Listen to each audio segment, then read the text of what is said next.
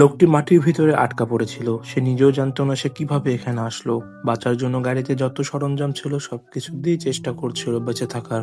কিন্তু একের পর এক বিপদ বেড়েই যাচ্ছিল।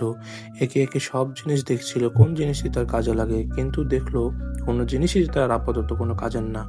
তার অনেক পানির পিপাসা পাচ্ছিল। গাড়িতে থাকা পানিও শেষ হয়ে যায়। সে ভাবছিল সে এখন কি করবে। তখনই দেখে গাড়ির রুফটপ দিয়ে হালকা পানি আসছে।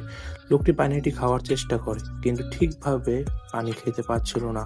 সে তখন তার মানিব্যাগ থেকে একটি কাঠ দিয়ে ছোট্ট ফানেল তৈরি করে আর বোতলের সাথে সেট করে দেয়, কিন্তু ফোঁটা ফোঁটা পানি বোতলে জমা হয়।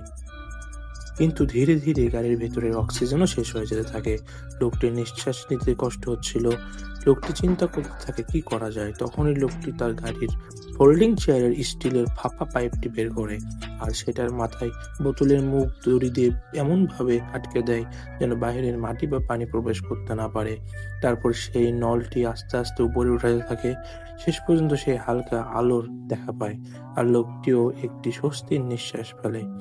লোকটি কি শেষ পর্যন্ত বাঁচতে পারবে? জানতে চাইলে সেকেন্ড পার্টের জন্য সাবস্ক্রাইব করে পাশে থাকুন।